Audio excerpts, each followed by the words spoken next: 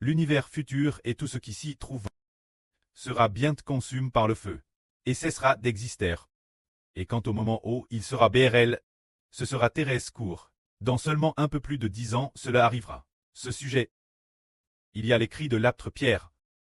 Se dire la deuxième épître de Pierre, qui parle de cela. En fait, l'Apocalypse en parle aussi. Lisons cela. Concernant la deuxième épître de Pierre, chapitre 3. Oh, il dit que l'univers et tout ce qu'il contient seront BRLs par le feu l'avenir. Alors, Pierre, il raconte que il parle de le salut du Seigneur Christ, il parle du salut du Seigneur Christ, se dire de croire fermement au Seigneur, et de ne pas l'abandonner, abandonner le Seigneur, l'avenir quand le Seigneur Jésus-Christ viendra avec autorité, quand le Seigneur détruira l'univers et tout ce qu'il contient. Ceux qui ont abandonné le Seigneur seront sûrement abandonnés par lui. Alors Pierre dit encore ceci. Le plus important, sachez que, dans le monde de Satan, dans les derniers jours, il viendra des moqueurs, qui, marchant selon leur propre convoitise, diront avec ironie, ô est la promesse de son avenant, ô est-elle. Car depuis que nos presses sont endormies, tout demeure comme déesse le commencement de la création. C'est dire que l'avenir, beaucoup de gens entendront parler du retour du Seigneur, mais ils ne croiront pas que le Seigneur viendra. Beaucoup de gens entendront dire que le Seigneur Christ viendra l'avenir pour brûler l'univers et tout ce qu'il contient. Que le Seigneur Christ viendra pour consumer par le feu tous ceux qui ne croient pas au Seigneur, préparant le lac de feu et de soufre. Alors ils diront, ô est la promesse de son avenant, ô est-elle. Comment cela se pourrait-il? Le Seigneur viendrait et détruirait l'univers. Regardez du commencement de la création juste maintenant. Tout est exactement pareil. Comment c'était au début de la création? La Terre existe toujours maintenant. Le Soleil existe aussi. La Lune existe. Et toutes choses dans l'univers sont en paix et continuent d'exister. Nos scientifiques disent que cette Terre existera encore pendant 3 milliards d'années, sans aucun problème. Comment pouvez-vous dire que le Seigneur Christ viendra dans seulement un peu plus de 10 ans et détruira l'univers? Ce que vous dites est anti-humanite. Ce que vous dites est anti-humanite. Ils diront cela, nous sommes anti-humanites. Mais Pierre dit ceci. Ils oublient volontairement une chose. C'est qu'au commencement, l'univers et tout ce qu'il contient, existe par la parole de Dieu. Et aussi, qu'une terre est sortie de l'eau, et cette forme au moyen de l'eau, c'est dire, qu'ils nieront volontairement une chose, que l'univers a été créé par Dieu. Qu'il a part et la chose a été, qu'il a comment et elle existe. L'univers et tout ce qu'il contient, semble terre stable maintenant. Les scientifiques disent qu'il reste encore 3 milliards d'années, 3 milliards d'années à 6 que cette terre sera détruite. Les scientifiques le disent ainsi. Mais les scientifiques ne savent pas que toutes les choses de l'univers ont été créées par Dieu. Dieu veut que toutes les choses de l'univers soient détruites. C'est ce moment tel qu'elles le seront. Le précleste Jéhovah et le Seigneur Jésus disent de détruire toutes les choses de l'univers. Alors elles seront détruites. Cela ne se passera pas comme le disent les scientifiques. L'univers, seulement la durée de vie de la Terre, a encore 3 milliards d'années. Ce n'est pas ainsi. C'est la Terre. Elle a été créée par Dieu et le Seigneur. Le précleste a créé toutes choses par le Seigneur Christ. Le Seigneur veut que la terre existe aussi longtemps qu'elle doit exister, selon la volonté du précleste. La terre et toutes les choses de l'univers existent temporairement, jusqu'à ce que la septième trompette sonne. Alors ceux qui appartiennent Dieu et au Christ seront enlevés au royaume des cieux, enlevés vers la mer de verre. Une fois que ceux qui sont sauvés auront tous été enlevés, après cela, toutes les choses de l'univers seront détruites. C'est pourquoi Dieu préserve temporairement toutes les choses de l'univers. Cette cause de ceux qui sont sauvés, cause de ceux qui ont été rachetés par le sang précieux vers par le Seigneur Christ. Il ne détruit pas temporairement toutes les choses de l'univers. Tout comme à l'époque du grand déluge de Noé, c'était la madame chose. Dieu n'a pas envoyé le grand déluge immédiatement. C'était cause des 8 membres de la famille de Noé. Pour les 8 membres de la famille de Noé, Dieu a patient, jusqu'à ce que Noé ait construit l'arche, avant de détruire l'humanité et d'envoyer le grand déluge. C'est la madame chose aujourd'hui. Le précleste cause des enfants de Dieu, cause de ceux qui sont sauvés, patiente, et ne détruit pas toutes les choses de l'univers, jusqu'à ce que les gens soient enlevés au royaume des cieux. Alors seulement Dieu permettra au Seigneur Christ de brûler toutes les choses de l'univers. L'apôtre Paul le dit ainsi. Pierre le dit ainsi. Plus tard, le monde, lors du grand déluge de Noé, a été submergé par les eaux. Mais l'univers et la terre actuelle, par le commandement de Dieu, sont préservés temporairement. Gare jusqu'au jour où les impies seront jugs et détruits. En ce temps-là, toutes les choses de l'univers seront brûlées par le feu. C'est de dire que toutes les choses de l'univers seront brûlées par le feu. Quand nous lisons l'Apocalypse, quand le frère Heber explique l'Apocalypse, au moment où le sixième sceau est ouvert, on voit que le soleil devient noir, la lune ne brille plus, l'étoile tombe, l'univers comme un livre se roule, toutes les nations et tous les peuples disent « Montagne, tombez sur nous, collines, couvrez-nous ». Toutes les choses de l'univers sont sur le point d'être brûlées et de ne plus exister. Ainsi, nous comprenons que la Terre actuelle, l'univers actuel, ne sont que temporaires. Ils existent encore maintenant, mais ne seront plus l'aile dans un peu plus de 10 ans. Parce que le précleste nous donnera finalement un nouveau ciel et une nouvelle terre. Se dire un nouvel univers et une nouvelle terre. Se dire, nous ne vivons pas sur cette terre, mais nous vivrons l'avenir dans une nouvelle terre. Le royaume du précleste descendra également sur la future nouvelle terre. Ainsi, il nous enseigne ici que Jéhovah Dieu punira l'humanité. Mais Jéhovah ne tarde pas. Beaucoup pensent que Dieu tarde, mais ce n'est pas le cas. Pour ceux qu'il veut sauver, il tolère le mal des hommes. Il le tolère jusqu'à ce que le peuple de Dieu soit au complet. Que tout soit enlevé ou ressuscité dans le royaume des cieux. Avant que la colère ardente de Dieu ne tombe et ne consume ceux qui appartiennent à Satan. Mais, qu'en est-il du jour du Seigneur? Pierre le dit ainsi. Mais le grand jour du Seigneur viendra comme un voleur. C'est dire que le jour du Seigneur. Le jour où il viendra comme un voleur. Le Seigneur dit, la Bible dit, ce jour l'univers passera avec un grand fracas.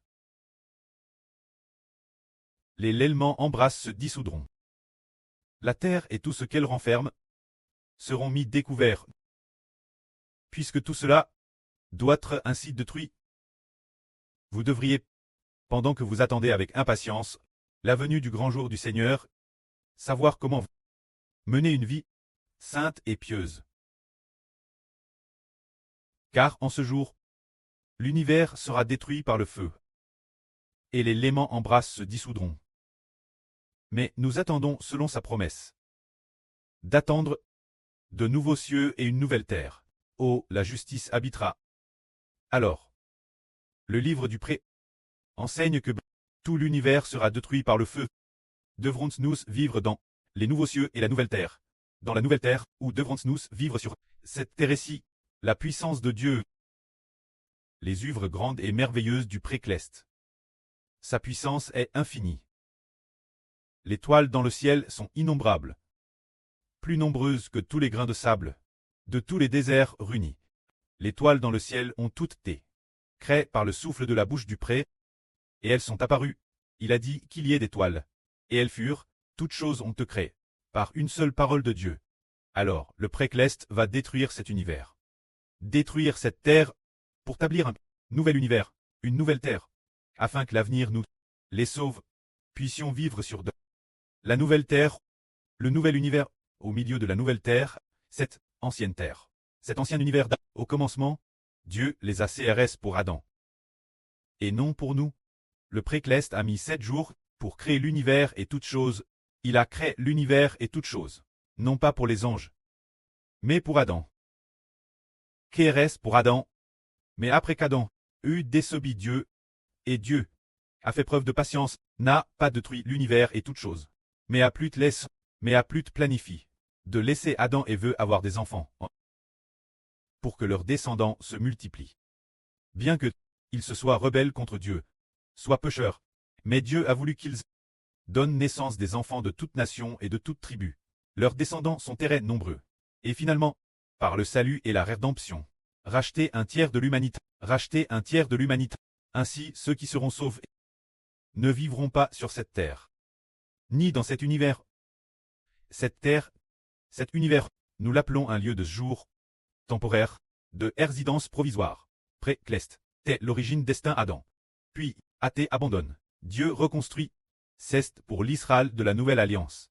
Pour les frères hébreux de l'Israël de la Nouvelle Alliance. Il a créé un nouvel univers et une nouvelle terre. Alors, les enfants de l'Israël de la Nouvelle Alliance Israël et les enfants d'Israël vont habiter dans le nouvel univers et la nouvelle terre. Par conséquent, cet ancien univers, cette ancienne terre sera détruit et n'existera plus, tout comme lorsque nous lisons l'Apocalypse, vers la fin, le premier ciel et la première terre avaient disparu. Et la mer n'était plus devant Dieu, ils se sont tous enfuis. Alors il y a eu un nouvel univers, une nouvelle terre. Alors Dieu a dit, voici, je fais toutes choses nouvelles. Renouveler toutes choses, se dire remplacer, à remplace, ce n'est pas Ernover. Ce n'est pas faire du neuf avec du vieux. Dieu n'a pas besoin de cela. Sa grande puissance n'a pas besoin de Ernover, mais plutôt de remplacer l'univers, remplacer la terre. Ainsi, le prêt va détruire l'ancien univers, l'ancienne terre, par le feu. C'est pourquoi il y a le tank de feu et de soufre. El tank de feu et de soufre, El tank de feu et de soufre, va consumer l'univers et toutes choses, et consumera aussi ceux qui appartiennent Satan. Il semble que leurs esprits seront éternellement dans El tank de feu et de soufre. Tourment. C'est ainsi que l'univers et toutes choses seront détruits. Quand l'univers et toutes choses qui sont sur le point d'être détruits. L'apôtre Paul a aussi écrit au sujet du retour du Seigneur, l'avenir, sur le fait que Dieu branlera le ciel et la terre. Mais dans ces lettres, beaucoup de gens ont du mal à comprendre,